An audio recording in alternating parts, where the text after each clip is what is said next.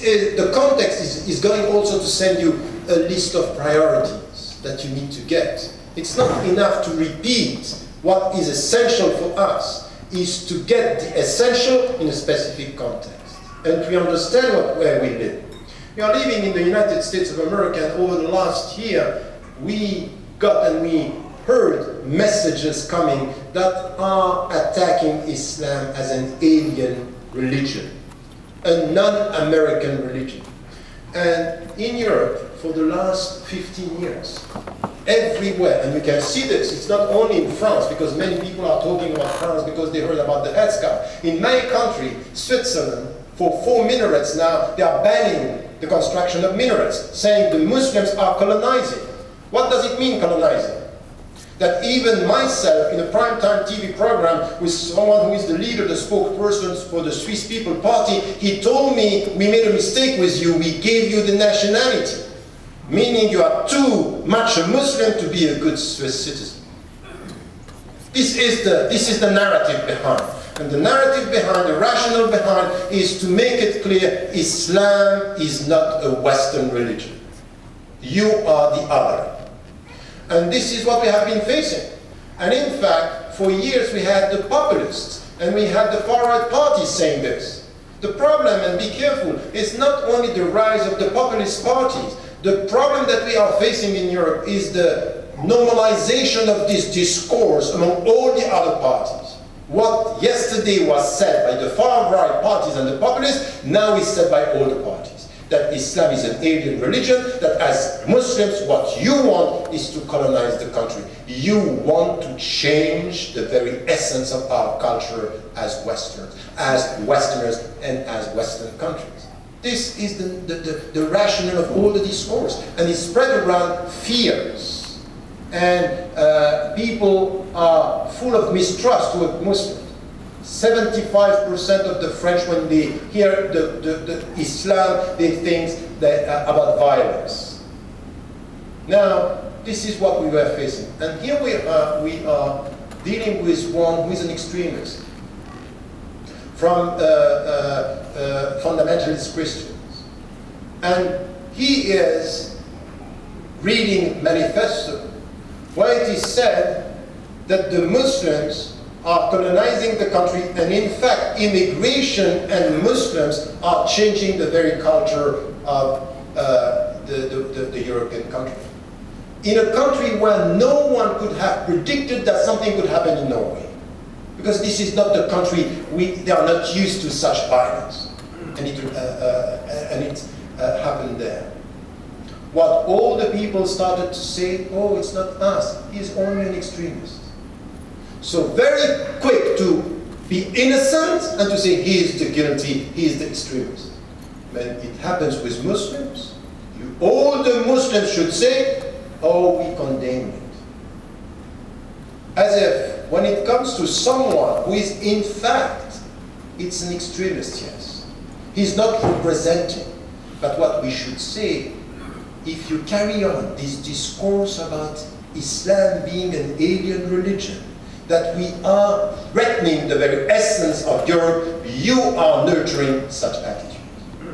You should also get it right. Your responsibility is to be very cautious. The atmosphere is negative. So anyone who is following a trend could do something which is extremist, and he can kill. So, as European Muslims who have been facing this, listen to what you have now in your country. What you had over the last year, when you had all this controversy about the Part 51 in New York, when you had this burning a Quran Day, when in 80 states and now up to 22, we have people who want bills against the Sharia implementation. You might think that they are not going to win, and in many states they are not going to win, but in fact they don't want to win. This is not the purpose. The purpose is to spread around the fact that Islam is a danger. There is a threat. So the atmosphere is bad. And you think that we should go for legal advice and resist. Of course we should do all this. But there is something which is more important. Get it right. the conservative, the Tea parties, what they want in this country is to make Islam a problem. You want the statistics? Just after September 11, 10 years ago, 66% of the Americans thought that this was done by a tiny minority. They were not representing Islam. This was the first reaction, and this is why we got such positive reactions by the Americans, saying, no, we are with you. We are ready even to protect your mosques. And they did it, and they were there. 10 years later, with all the work that we are doing, and you should carry on doing this work, now 73% of the Americans, 73% of the Americans think that the Muslim presence in this country is a problem. So it's not a tiny minority, it's Islam now, which is a problem. And if you listen to what is said about your president, President Barack Obama, it's exactly the doubting his faithfulness to the identity, the American identity. Asking the president, we want to show your certificate of birth. Where are we heading? So I want you to get it right here, that what happened in Norway, and as it was said, the first thing that we have to do is not to be happy that it's not Muslims who did it. It's just to send and to convey our condolences. How do you say that? No, it comes in French. Condolence. To the people. And to say, we are sad and we will never be happy that people are going to be killed. We are against all extremism. We are against violence. We're against killing innocent people. So this is the first thing that we have to do, and we need to mean it. We need to get it right. We have to feel that there is something wrong, not to be happy because it's not Muslims. And not even being happy, some were happy that they made the mistake thinking they were Muslims, just to say, oh, we told you, as it was said. So this is the first attitude. And the first attitude is this one, is an attitude which is based on our principles. And then we have to think about that. What happened there with all this atmosphere? How are we going to resist? How are we going to respond to this? How are we going to respond to such an atmosphere in the United States of America? And this is where we need to get the central question about the relationship between our faith and the relationship between our faith and our citizenship. Now, we have a choice here, which for me it's important. When all the rhetoric that we have in Western countries now, and by the way, Canada is the same.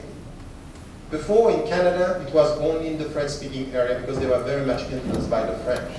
Now it's not only in Quebec, it's also in the English-speaking area. And immigration is becoming a problem. And when they speak about immigrants, it's not exactly the same here, but now you have a new discourse even in the United States of America that immigration is a problem. While this country knows, all the politicians, they know there is no economic survival for the United States of America without immigrants. It's not possible. We need them. But the discourse is to reject culturally and religiously the people who are coming. You heard about Arizona and what was happening with targeting the Latinos the way it was done. We should not accept this, but there is a discourse. What, again, is meant by immigration in Europe is mainly Muslims. And you heard about this projection of the Turkish presence and the integration of Turkey within the EU. It's all the same. We need to have this comprehensive approach. The problem that I have with some of our brothers and sisters when they are working in organization is a lack of this comprehensive understanding, a vision which is responding to the comprehensive understanding. When you have a comprehensive understanding, you understand who is playing, that there are many players. Some, they have an interest by making the Muslims outside the mainstream in the states because they have a problem with the Middle East. Some others because they have a problem here with culture and religion.